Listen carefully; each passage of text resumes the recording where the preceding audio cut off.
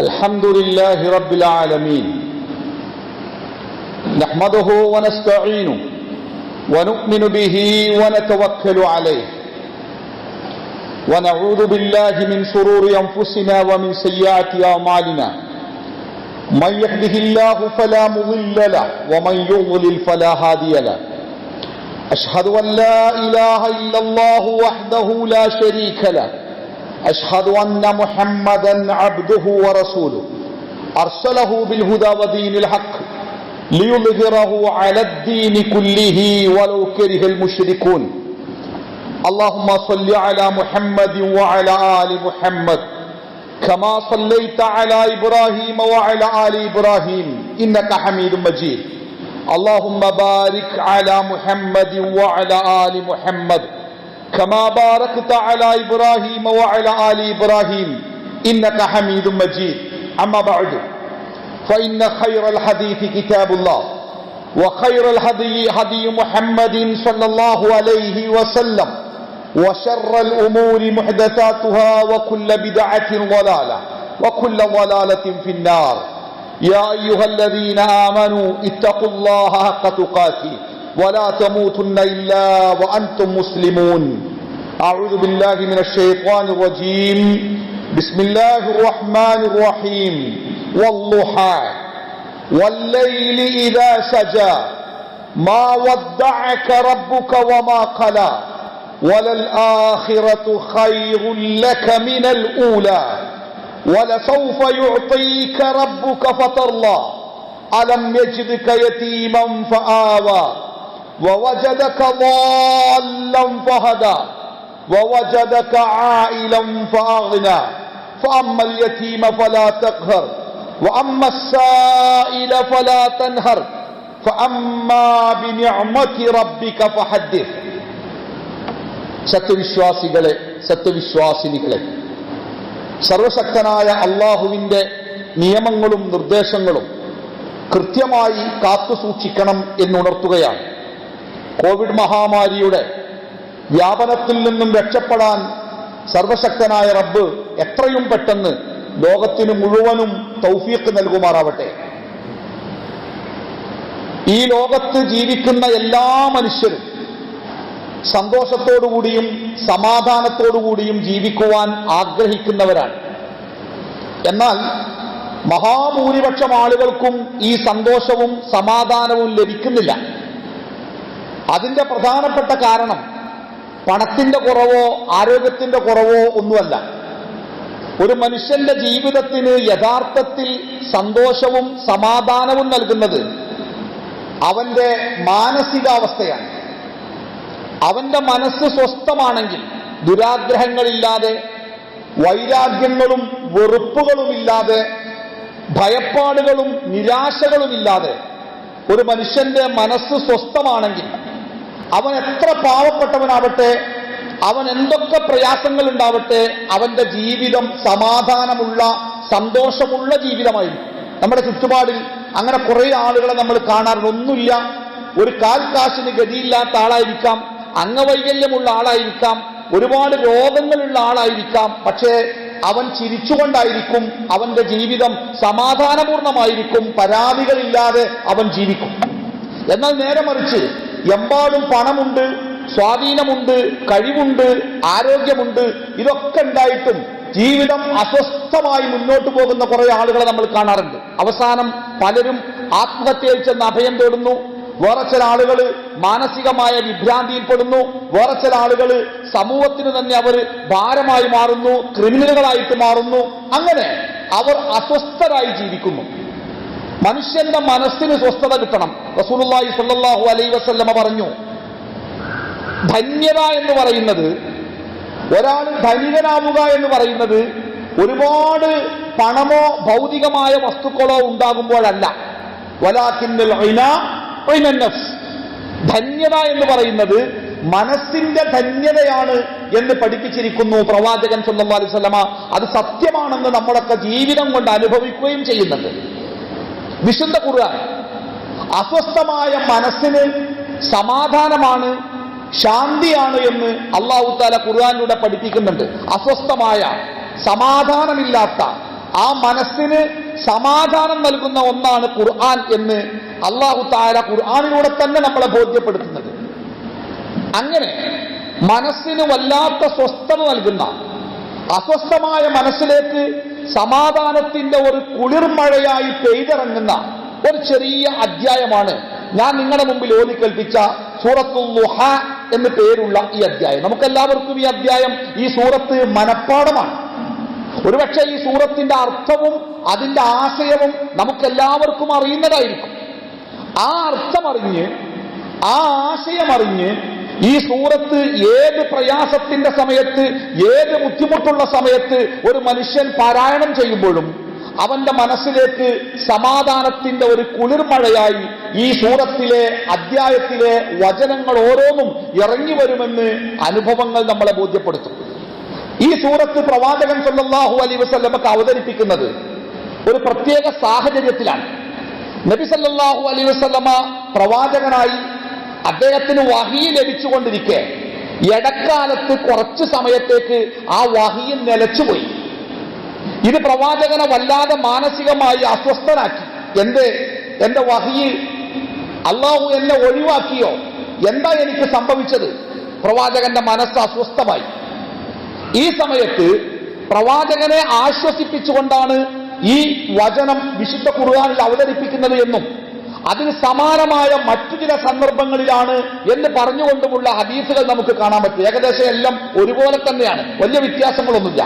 എന്തായിരുന്നാലും അസ്വസ്ഥമായ മനസ്സിന്റെ ഉടമയായി, സമാധാനം നഷ്ടപ്പെട്ട മനസ്സിന്റെ ഉടമയായി പ്രവാചകൻ മാറിയപ്പോഴാണ് പ്രവാചകനെ ആശ്വസിപ്പിച്ചുകൊണ്ട് ഈ വചനം അവതരിപ്പിക്കപ്പെട്ടത് എന്ന് നമുക്ക് പൊതുവിൽ മനസ്സിലാക്കാം.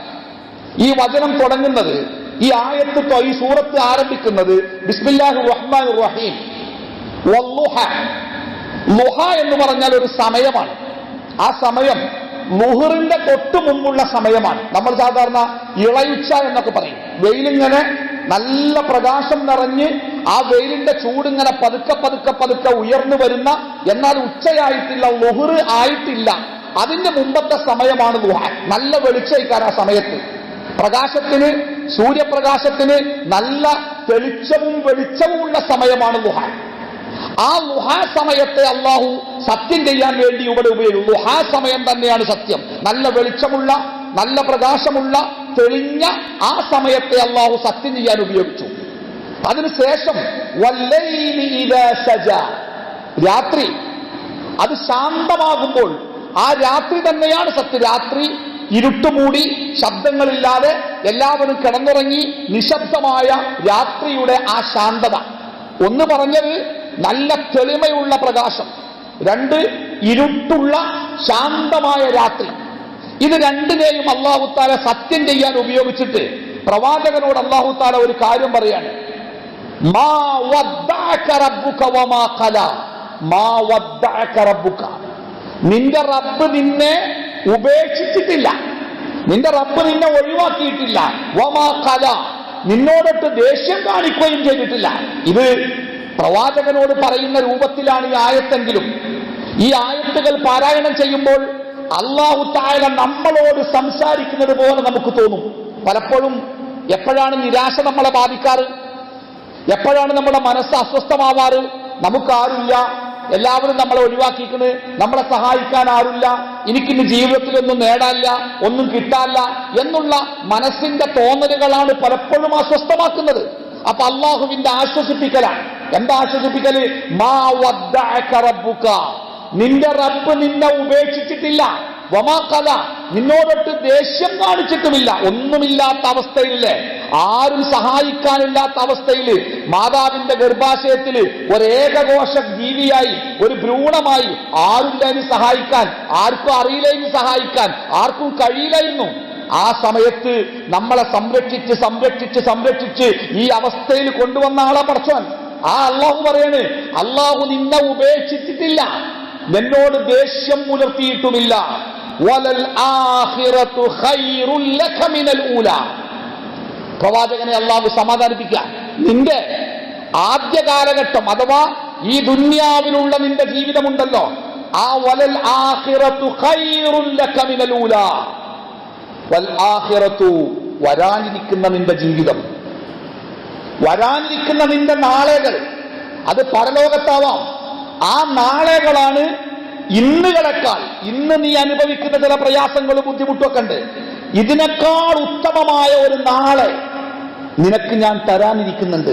ബേജാറപ്പെടണ്ട, ബേജാറാവണ്ട, ഇന്നത്തെ പ്രശ്നങ്ങളിൽ തളർന്നു പോകണ്ട, ഇന്നത്തെ പ്രശ്നങ്ങളിൽ മനം കൊണ്ട് ജീവിതം അവസാനിപ്പിക്കണ്ട, ഇന്നത്തെ പ്രശ്നങ്ങളിൽ നിരാശ കൊണ്ട് ദുഃഖിതനാവണ്ട. ഇന്നത്തേതിനേക്കാൾ ഹൈറായത് നാളെ, അടുത്ത ജീവിതത്തിൽ രണ്ടാമതായി പിന്നീട് ഞാൻ നിനക്ക് തരും.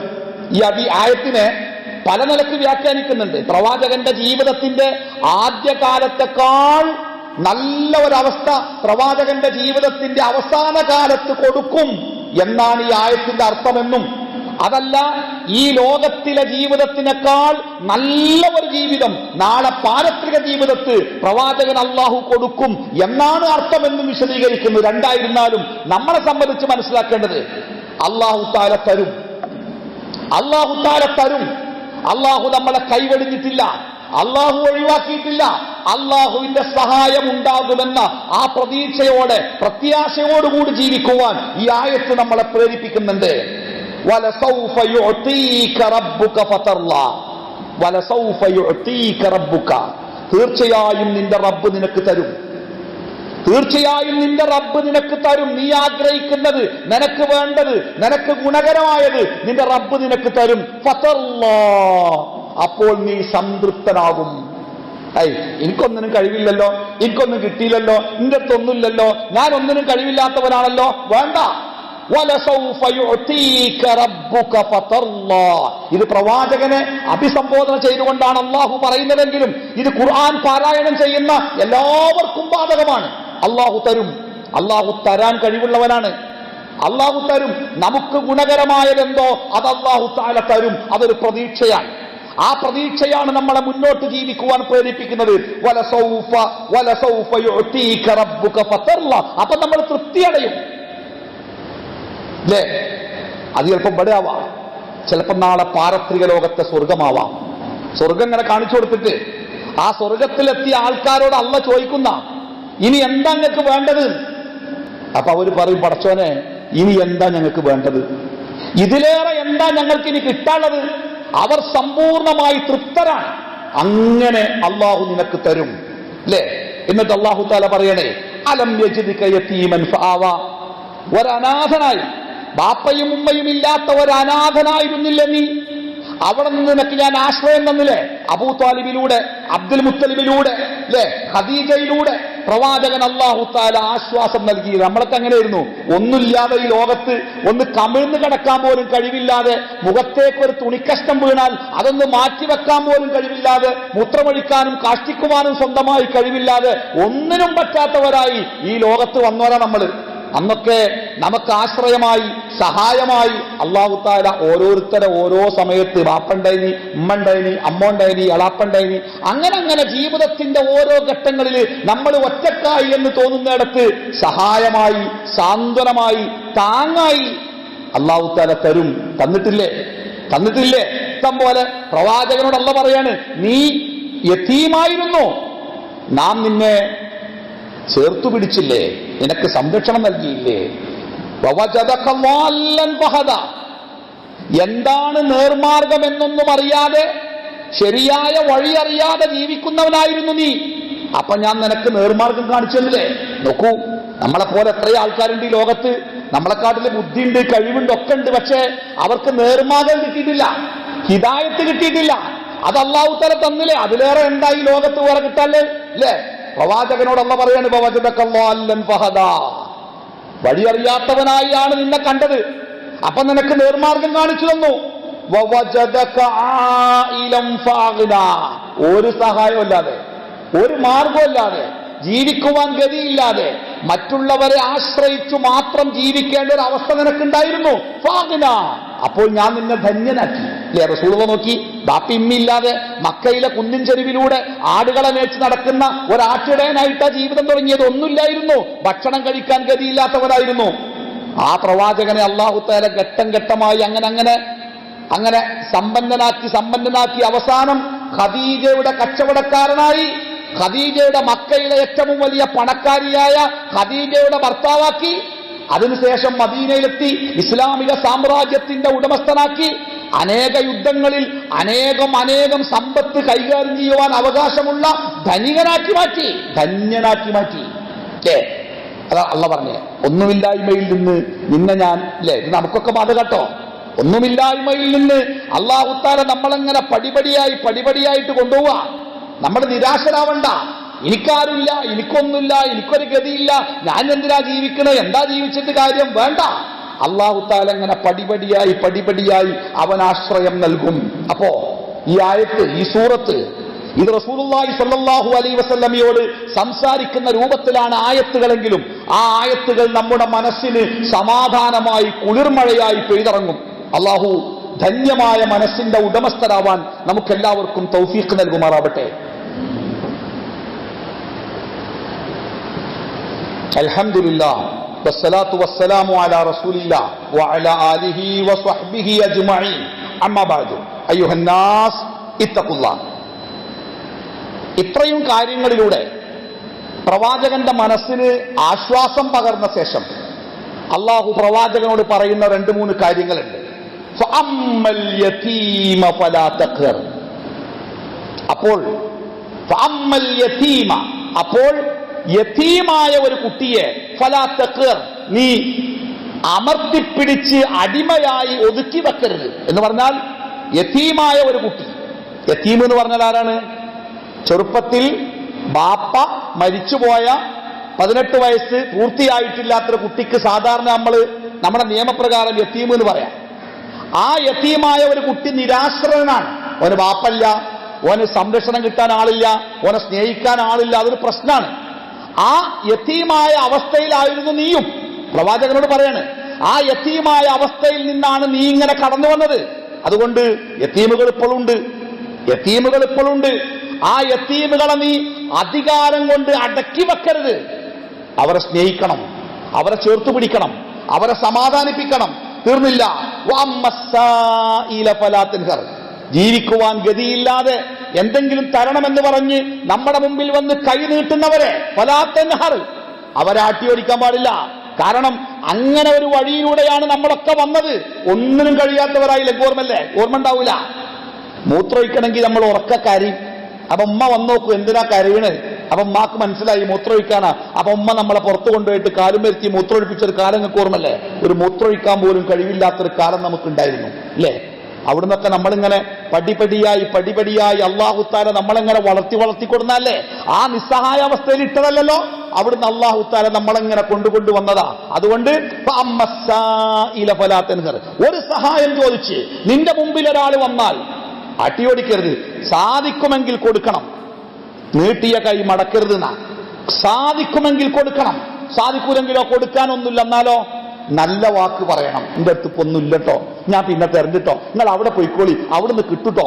നല്ല വാക്ക്, സമാധാനത്തിന്റെ നല്ല വാക്ക് പറയണമെന്നാ ചോദിച്ചു വരുന്നവനോട്. ഇത് വലിയൊരു കൽപ്പനയാണ്. അല്ലാഹു തആല നിനക്ക് ചെയ്തു തന്ന ഈ വലിയ അനുഗ്രഹം ഉണ്ടല്ലോ, ആ അനുഗ്രഹങ്ങളെ കുറിച്ച് നീ സംസാരിക്കണം. എന്താ വർത്താനം? വർത്താനം ഒന്നും പറയേണ്ട, മഹാ കഷ്ടപ്പാടാണെന്ന് പറയല്ല.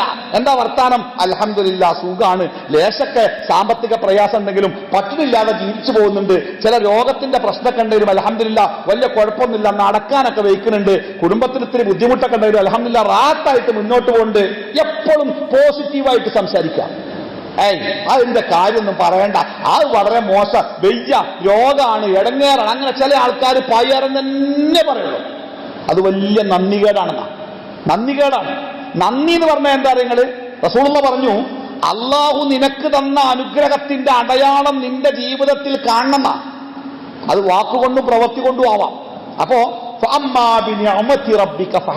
എപ്പോഴും അള്ളാഹു നമുക്ക് ചെയ്തു തന്ന നിഅമത്തിന്റെ എന്തൊക്കെ അനുഗ്രഹം നമുക്കില്ലേ? ഇന്നിപ്പോ നമ്മള് സോഷ്യൽ മീഡിയയിൽ ഒരു പരസ്യം കാണാം, പരസ്യമല്ല, ഒരു രോഗിയായ കുട്ടിയെ സഹായിക്കാനുള്ള ഒരു ആഹ്വാനം നമ്മൾ കേൾക്കുകയാണ്. ആ കുട്ടിക്ക് ഒരു രോഗമുണ്ട്, ആ രോഗത്തിനൊരു മരുന്ന് വേണം.